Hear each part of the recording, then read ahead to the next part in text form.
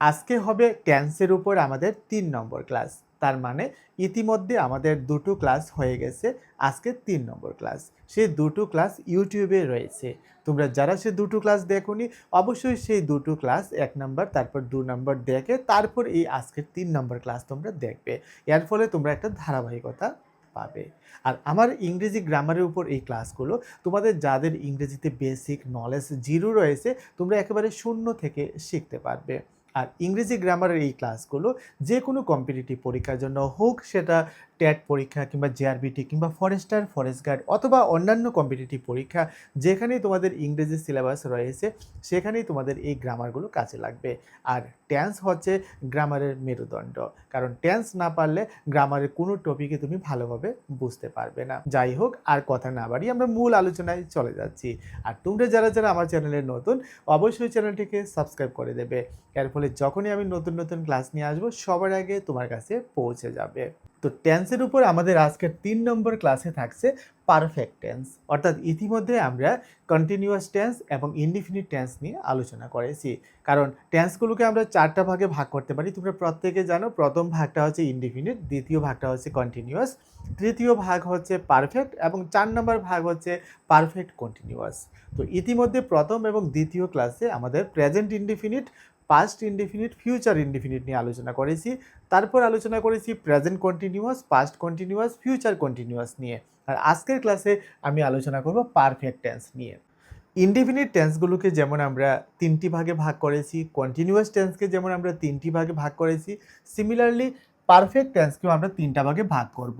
তাহলে প্রথম ভাগটার নাম হবে আমাদের প্রেজেন্ট পারফেক্ট, তারপর দ্বিতীয় ভাগের নাম হবে আমাদের পাস্ট পারফেক্ট এবং 3 নম্বর ভাগের নাম হবে আমাদের ফিউচার পারফেক্ট। আজকের ক্লাসে আমরা এই প্রত্যেকটা পারফেক্ট টেন্স সম্পর্কে জানব। আমরা আজকে শিখব যে প্রেজেন্ট পারফেক্ট টেন্স কোনগুলো, পাস্ট পারফেক্ট টেন্স কোনগুলো এবং ফিউচার পারফেক্ট টেন্স কোনগুলো।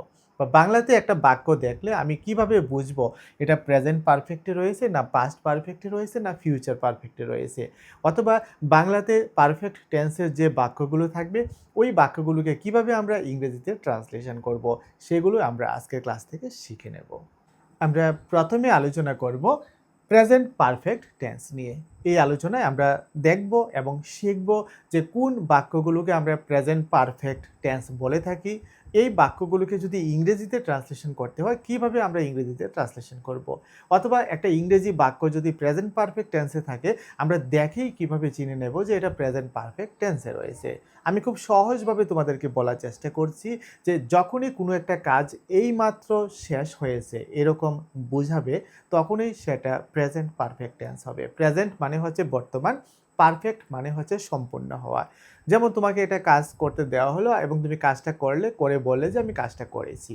তোমাকে একটা লিখতে বলা হলো, তুমি লিখলে, লিখে বললে যে আমি লিখেছি। আমাকে খেতে দেওয়া হলো, আমি খেলাম এবং খেয়ে বললাম যে আমি খেয়েছি। অর্থাৎ এইমাত্র শেষ হয়েছে, তার রেশ এখনও রয়েছে।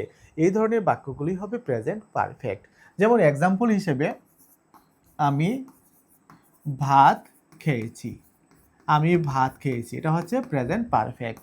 সে সেখানে গিয়েছে, গিয়েছে, এটা হবে প্রেজেন্ট পারফেক্ট। তাহারা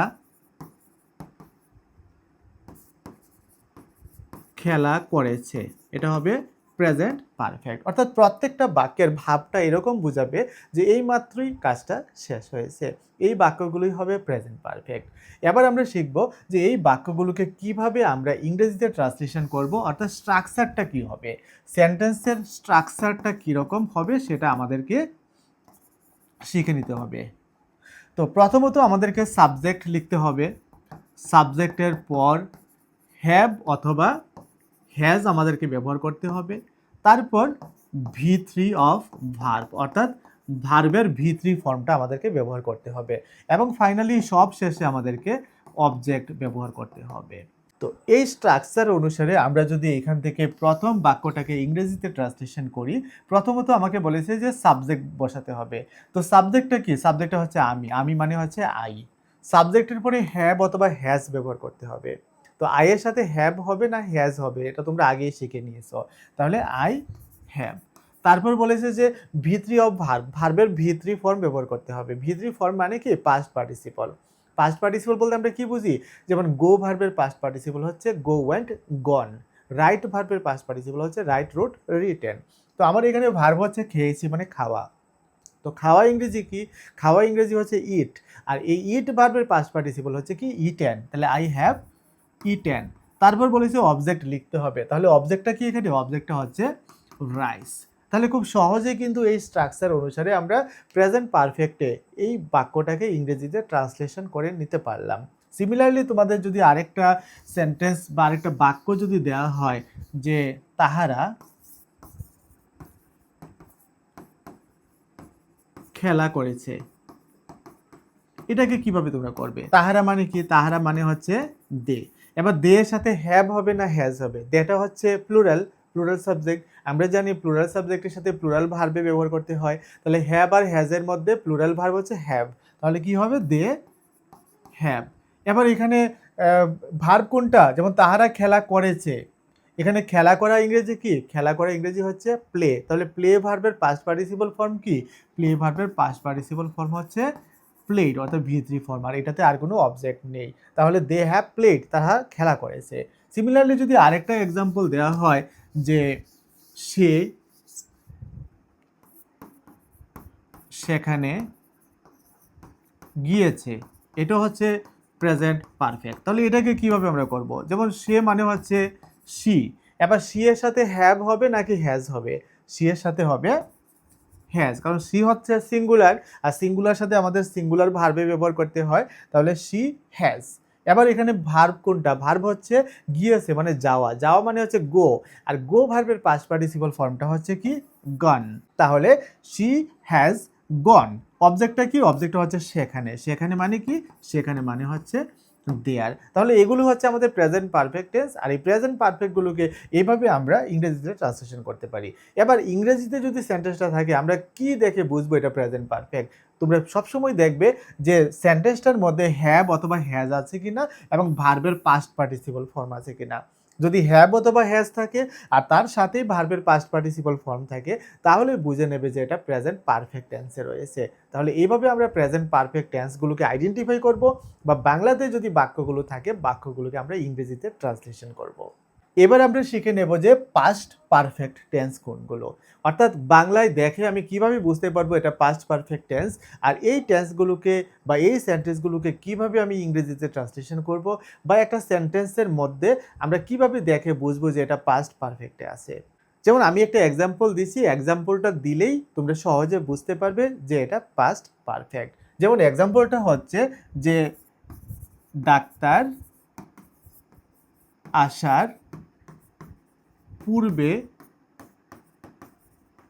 রোগী মারা গিয়েছে। এই এক্সাম্পলটা ছোটোবেলা থেকে আমরা শিখে এসেছি এবং এই এক্সাম্পলটাই সবার আগে মনে পড়ে। তো ডাক্তার আসার পূর্বে রোগী মারা গিয়েছে। আমি যদি বলি এখানে কয়টা কাজ হয়েছে, তোমরা দেখবে যে এখানে দুটো কাজ হয়েছে। একটার হচ্ছে ডাক্তার আসা, আরেকটা হচ্ছে রোগী মারা যাওয়া। এই দুইটা কাজই কিন্তু হয়ে গেছে। যেমন ডাক্তার আসার পূর্বে রোগী মারা গিয়েছে, ডাক্তারও এসেছে আবার রোগীও মারা গেছে। কিন্তু এখানে লক্ষ্য করো একটা কাজ আগে হয়েছে একটা কাজ পরে হয়েছে। যেমন ডাক্তার আসার পূর্বে রোগী মারা গিয়েছে, আগে হয়েছে কোন কাজটা? আগে হয়েছে রোগী মারা গিয়েছে, এই কাজটা আগে হয়েছে, তারপরে কিন্তু ডাক্তার এসেছে। বুঝতে পেরেছো? তাহলে এই দুইটা কাজের মধ্যে যে কাজটা আগে হয়েছে ওটা হবে আমাদের পাস্ট পারফেক্ট, আর যে কাজটা পরে হয়েছে সেটা হবে আমাদের পাস্ট ইনডিফিনিট। তাহলে এক্ষেত্রে আমাদের দুইটা টেন্স পাওয়া যাবে, একটা টেন্স হবে পাস্ট পারফেক্ট টেন্স, আরেকটা হবে past indefinite tense. Past perfect টেন্সটাকে পাস্ট পারফেক্ট টেন্সের নিয়ম অনুসারে আমাদের করতে হবে, আর পাস্ট ইনডিফিনিটটাকে পাস্ট ইনডিফিনিটের নিয়ম অনুসারে করতে হবে। তাহলে দুইটার নিয়ম খাটাতে হবে এই ধরনের বাক্যগুলোর ক্ষেত্রে। তাহলে পাস্ট পারফেক্টের নিয়মটা কি? পাস্ট পারফেক্টের নিয়মটা হবে প্রথমে হবে সাবজেক্ট, সাবজেক্টের সাথে আমাদেরকে ব্যবহার করতে হবে হ্যাড, তারপরে ব্যবহার করতে হবে ভার্বের পাস্ট পার্টিসিপল ফর্ম, তারপরে ব্যবহার করতে হবে অবজেক্ট। আর পাস্ট ইনডিফিনিটের নিয়মটা কি? পাস্ট ইনডিফিনিটের নিয়ম আগেই তোমরা শিখেছো, সাবজেক্ট যোগ ভার্বের পাস্ট ফর্ম অর্থাৎ V2 ফর্ম, তারপর আমাদেরকে ব্যবহার করতে হবে অবজেক্ট। তাহলে এই দুইটা নিয়ম অনুসারে এই দুইটা বাক্যকে ইংরেজিতে ট্রান্সলেশন করতে হবে, তারপর মাঝখানে বিফোর বা আফটার আমাদেরকে যুক্ত করতে হবে সেন্টেন্সের অর্থ অনুসারে। তাহলে এই যে বাক্যটা, এই বাক্যটার মধ্যে ছিল তোমাদের ডাক্তার আসার পূর্বে রোগী মারা গিয়েছিল। তাহলে এক্ষেত্রে দেখো, এক্ষেত্রে পাস্ট পারফেক্ট কোনটা? রোগী মারা গিয়েছিল। পাস্ট পারফেক্টটাকে আমরা আগে করে নেব। তাহলে রোগী মারা গিয়েছিল, এখানে রোগী, রোগী মানে হচ্ছে দ্য পেশেন্ট, রোগী মানে হচ্ছে দ্য পেশেন্ট। তাহলে সাবজেক্ট লিখলাম, সাবজেক্টের পরে হচ্ছে আমাদের হ্যাড, তাহলে আমরা লিখব হ্যাড, দ্য পেশেন্ট হ্যাড। তারপরে বলা হয়েছে V3 ফর্ম অফ ভার্ব, এখানে মারা যাওয়া ইংরেজিকে ডাই, আর ডাই এর পাস্ট পার্টিসিপল ফর্ম হচ্ছে ডাইড, তাহলে দ্য পেশেন্ট হ্যাড ডাইড। এবার পূর্বে, পূর্বে মানে কি? পূর্বে মানে হচ্ছে বিফোর, পূর্বে মানে হচ্ছে বিফোর। পূর্বে কি কার পূর্বে? যে ডাক্তার আসার, তার মানে দ্য ডক্টর, সাবজেক্ট হচ্ছে দ্য ডক্টর, আর আসা, আসা মানে হচ্ছে কাম, আর আমরা যেহেতু পাস্ট ইনডিফিনিটে করব, ভার্বের V2 ফর্ম ব্যবহার করব, অর্থাৎ পাস্ট ফর্ম ব্যবহার করব। তাহলে কাম লিখলে হবে না, আমাদেরকে লিখতে হবে কেম। তাহলে বুঝতে পেরেছো, the patient had died before the doctor came, তার অর্থ হচ্ছে ডাক্তার আসার পূর্বে রোগী মারা গিয়েছিল। তাহলে এই যে সেন্টেন্সটা আমরা লিখলাম, এই সেন্টেন্সটার মধ্যে কোনটা পাস্ট পারফেক্ট? এখানে হচ্ছে দ্য পেশেন্ট হ্যাড ডাইড, এটা হচ্ছে আমাদের পাস্ট পারফেক্ট। আর রেস্ট অফ দ্য পার্টের মধ্যে দ্য ডক্টর কেম, এটা হবে আমাদের পাস্ট ইনডিফিনিট। আশা করি বুঝতে পেরেছো। সিমিলার একটা এক্সাম্পল যদি আমি তোমাদেরকে দেই, যে তুমি আসার আগে আমি সেখানে গিয়েছিলাম। আমরা এরকম বাংলাতে অনেক সময় কথা বলি, চলো আমরা দেখি এই ফরম্যাটে এটাকে ট্রান্সলেশন করতে পারি কি না। তুমি আসার আগে আমি সেখানে গিয়েছিলাম, গিয়েছিলাম। তাহলে কোন কাজটা আগে হয়েছিল? আগে হয়েছিল আমি সেখানে গিয়েছিলাম, তারপরে তুমি এসেছিলা। তাহলে আমি সেখানে গিয়েছিলাম, এটা হবে আমাদের পাস্ট পারফেক্ট। তাহলে আমি সেখানে গিয়েছিলাম, আই, আইয়ের সাথে হ্যাড, ভার্বের V3 ফর্ম যাওয়া, যাওয়া মানে গো, তাহলে কি হবে? I had gone. কোথায় গিয়েছিলাম? দেয়ার, সেখানে গিয়েছিলাম। বিফোর তুমি আসার, তার মানে সাবজেক্ট হচ্ছে ইউ, আর আসা মানে হচ্ছে কাম, কামের হবে কেম, বিফোর ইউ কেম। তাহলে কত সহজভাবে আমরা করে নিচ্ছি। বৃষ্টি শুরু হওয়ার আগে আমরা বাড়িতে পৌঁছেছিলাম। তাহলে আগে কি হয়েছিল? আমরা বাড়িতে পৌঁছেছিলাম। তাহলে উই হ্যাড রিচড হোম, আমরা বাড়িতে পৌঁছেছিলাম বিফোর রেইন বিগেন, বৃষ্টি শুরু হওয়ার আগে। তাহলে কত সহজভাবে আমরা করে নিতে পারছি। এভাবে তোমরা ভাবো আর ইংরেজিতে ট্রান্সলেশন করো, তাহলে দেখবে যে পাস্ট পারফেক্ট যে টেন্সগুলো রয়েছে ওই টেন্সগুলো সহজে তোমরা আয়ত্তে আনতে পারবে। এবার আমরা শিখে নেব যে ফিউচার পারফেক্ট টেন্স কোনগুলো হবে। পাস্ট পারফেক্ট টেন্সে যেমন অতীতে দুটো কাজ হয়েছিল, সিমিলারলি ফিউচার পারফেক্ট টেন্সে ভবিষ্যতে দুটো কাজ হবে। দুটো কাজের মধ্যে একটা আগে হবে এবং একটা পরে হবে। যে কাজটা আগে হবে এটা হবে ফিউচার পারফেক্ট, যে কাজটা পরে হবে এটা হবে ফিউচার ইনডিফিনিট। যেমন আমি যদি একটা এক্সাম্পল লিখি যে তুমি যাওয়ার আগে আমি যাব, আমি যাব। তাহলে এইখানে কিন্তু দুটো কাজ, একটা হচ্ছে তুমি যাবে আর এটা হচ্ছে আমি যাব। তাহলে এই তুমি যাওয়ার আগে আমি যাব, কোন কাজটা আগে হবে? আমি যাব, এটা আগে হবে। তাহলে অবভিয়াসলি এটাই হবে আমাদের ফিউচার পারফেক্ট টেন্স। আর যে কাজটা পরে হবে এটা হবে ফিউচার ইনডিফিনিট। যেমন আমাদের পাস্ট পারফেক্টে যেটা আগে হয়েছিল এটা ছিল পাস্ট পারফেক্ট, যেটা পরে হয়েছিল এটা পাস্ট ইনডিফিনিট। আর ফিউচার টেন্সে কি হবে? যেটা আগে হবে এটা হবে আমাদের ফিউচার পারফেক্ট, আর যেটা পরে হবে এটা হবে ফিউচার ইনডিফিনিট। খুবই সহজ, কিন্তু একটার সাথে একটা মিল রয়েছে। এবার স্ট্রাকচারটা চলো আমরা শিখে নিই।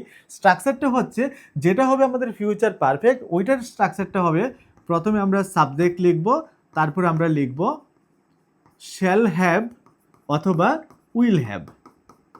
আমরা তো জানি কোন সাবজেক্টের সাথে শ্যাল হ্যাভ ব্যবহার করতে হয় আর কোন সাবজেক্টের সাথে আমাদের উইল হ্যাভ ব্যবহার করতে হয়।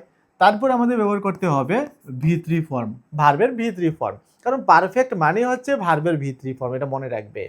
ইনডিফিনিট মানে হচ্ছে প্রেজেন্ট ইনডিফিনিটে ভার্বের V1 ফর্ম, পাস্ট ইনডিফিনিটে ভার্বের V2 ফর্ম, এটা মনে রাখবে। আর কন্টিনিউয়াসে সবসময় আমরা কি ভার্বের যে প্রেজেন্ট ফর্ম থাকে সেই প্রেজেন্ট ফর্মের সাথে আমরা আইএনজি যুক্ত করে দিই। এগুলো সবসময় মাথার মধ্যে ঘুরতে হবে, তাহলে তোমরা সহজে টেন্সগুলোকে আইডেন্টিফাই করতে পারবে। তাহলে সাবজেক্ট, তারপর শ্যাল হ্যাভ, উইল হ্যাভ, তারপর V3 ফর্ম, তারপর আমাদেরকে অবজেক্ট লিখতে হবে। আর যেটা ফিউচার ইনডিফিনিট হবে, তোমরা তো নিয়ম জানো, এই ফিউচার ইনডিফিনিটে কি হয়, সাবজেক্ট হয়, তারপরে শ্যাল অথবা উইল হয়, তারপরে আমাদেরকে কি ব্যবহার করতে হয়, তারপরে আমাদেরকে ভার্বের কোন ফর্ম, V1 ফর্ম, তারপর আমাদেরকে অবজেক্ট ব্যবহার করতে হয়। এটা হচ্ছে আমাদের ফিউচার ইনডিফিনিটের নিয়ম। তাহলে এই নিয়ম অনুসারে যদি আমরা এই সেন্টেন্সটাকে যদি এখন আমরা ইংরেজিতে ট্রান্সলেশন করি, তুমি যাওয়ার আগে আমি যাব, তাহলে আমি যাবোটাকে আমরা আগে করব। তাহলে আই শ্যাল হ্যাভ, কারণ আই এর সাথে অবশ্যই আই শ্যাল হ্যাভ হবে, আই উইল হ্যাভ হবে না। তাহলে I shall have, V3 form, যাব মানে যাওয়া, তাহলে গো এর V3 ফর্ম কি হবে, গন। আই শ্যাল হ্যাভ গন, এটাতে আর কোনো অবজেক্ট নেই, সুতরাং লিখতে হবে না। তারপর আগে যেহেতু বলেছে বিফোর তুমি যাওয়ার, ওইটাকে আমরা ফিউচার ইনডিফিনিটে করব। তাহলে তুমি মানে ইউ, ইউর সাথে শ্যাল হবে না উইল হবে, ইউর সাথে হবে উইল। তারপর ভার্বের কোন ফর্ম, V1 ফর্ম, যেহেতু ফিউচার ইনডিফিনিট, তাহলে ইউ উইল গো, তাহলে হয়ে গেল। তো এই ফরম্যাটে কিন্তু আমরা যে কোনো বাক্যকে আমরা ইংরেজিতে ট্রান্সলেশন করে নিতে পারবো। আমরা চলো আরেকটা প্র্যাকটিস করে নিচ্ছি, দেখি আমরা করতে পারি কিনা। যেমন সে কাজটি করার আগে আমি করব, আমি করব, সে কাজটি করার আগে আমি করব, খুব সহজে আমরা করে নিতে পারবো। আগে তোমরা খুঁজে বের করো কোনটা future perfect. Future perfect obviously হবে আমি করব, আমি করবটা অবভিয়াসলি ফিউচার পারফেক্ট হবে, কারণ সে করার আগে, এটাই আগে হয়ে যাবে।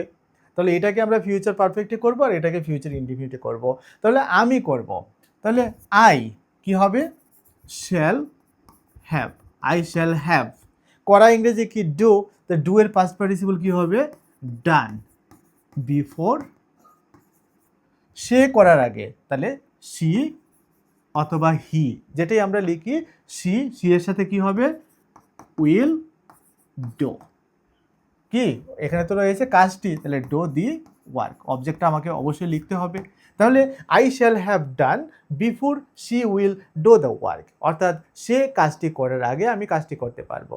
তাহলে এই সেন্টেন্সের মধ্যে আই শ্যাল হ্যাভ ডান, এটা হবে ফিউচার পারফেক্ট। ফিউচার পারফেক্ট চেনার সহজ উপায়টা হচ্ছে শ্যাল হ্যাভ থাকবে আর ভার্বের V3 ফর্ম থাকবে, অথবা উইল হ্যাভ থাকবে এবং উইল হ্যাভের সাথে ভার্বের V3 ফর্ম থাকবে। তাহলে আমরা বুঝে নিতে পারবো যে এটা ফিউচার পারফেক্টে আছে। এবার এক ঝলকে, এক পলকে আমরা শিখে নেব যে পারফেক্ট টেন্সগুলো চেনার সহজ উপায়। পারফেক্ট টেন্স চেনার সহজ উপায়টা হচ্ছে, যদি হ্যাভ অথবা হ্যাজ থাকে এবং ভার্বের V3 ফর্ম থাকে, তাহলে এটা হবে প্রেজেন্ট পারফেক্ট। যদি হ্যাড থাকে এবং হ্যাডের সাথে যদি ভার্বের V3 ফর্ম থাকে, তাহলে হবে পাস্ট পারফেক্ট। যদি শ্যাল হ্যাভ অথবা উইল হ্যাভ থাকে এবং তার সাথে ভার্বের V3 ফর্ম থাকে, তাহলে অবভিয়াসলি কি হবে, ফিউচার পারফেক্ট। এইভাবে আমরা পারফেক্ট টেন্সগুলোকে সহজে চিনে নেব। টেন্সের মাস্টার হতে হবে সবার আগে তোমাদের, তারপর তোমরা সব ধরনের গ্রামার বুঝতে পারবে। তাই তোমাদেরকে আবারও আমি আজকের ক্লাসে উপদেশ দিয়েছি, সবার আগে টেন্স শিখো, টেন্স নিয়ে ভাবো, চিন্তা করো এবং টেন্স অ্যাপ্লাই করে ছোট ছোট বাক্যগুলোকে ইংরেজিতে ট্রান্সলেশন করার চেষ্টা করো, নিজে নিজে ইংরেজিতে স্পিকিং বা টকিং করার চেষ্টা করো। তাহলে তোমরা টেন্সের মাস্টার হতে পারবে এবং নেক্সট গ্রামারগুলো তোমরা সহজেই বুঝতে পারবে। নেক্সট আমরা টেন্সের উপর 4 নম্বর ক্লাস করব, আর এই 4 নম্বর ক্লাসের মাধ্যমে আমাদের টেন্সের উপরে সম্পূর্ণ আলোচনা শেষ হবে এবং তোমরা টেন্স শিখে নিতে পারবে। এরপর ক্লাসগুলোতে আমরা শিখব এই টেন্সকে অ্যাপ্লাই করে কিভাবে অন্যান্য গ্রামারগুলো শেখা যায়। এবং ধারাবাহিকভাবে প্রত্যেকটা গ্রামারের টপিক আমি আলোচনা করে দেব, যাতে করে তোমাদের যাদের ইংরেজি গ্রামারে জিরো নলেজ রয়েছে, যাতে শূন্য থেকে তোমরা ইংরেজি গ্রামারটাকে শিখতে পারো। আর কম্পিটিটিভ পরীক্ষায় যত ধরনের গ্রামারের উপর এমসিকিউ কোশ্চেন আসে, যাতে তোমরা অনায়াসে বা সহজে সেই এমসিকিউগুলো কারেক্টভাবে আনসার করতে পারো। সবশেষে তোমাদের উদ্দেশ্যে একটা ইনফরমেশন হচ্ছে, গুগল প্লে স্টোরে আমাদের স্কুল অফ মেরিটের মোবাইল অ্যাপ রয়েছে। এই অ্যাপের মাধ্যমে তোমরা ঘরে বসে অনলাইনে স্টাডি করতে পারো। ত্রিপুরা রাজ্যের যে কোনো কম্পিটিটিভ পরীক্ষা কিংবা বহিরাজ্যের যে কোনো কম্পিটিটিভ পরীক্ষা, তাছাড়া কলেজের প্রত্যেকটা সেমিস্টারের উন্নত মানের স্টাডি মেটেরিয়াল আমাদের এই মোবাইল অ্যাপের মধ্যে রয়েছে। অর্থাৎ ঘরে বসে আমাদের অনলাইন প্ল্যাটফর্মে যুক্ত হয়ে আমাদের সাথে অনলাইনে ক্লাস করতে পারো, পরীক্ষার জন্য প্রস্তুতি নিতে পারো। আজকের মতো এখানে শেষ করছি, দেখা হবে আগামী ক্লাসে।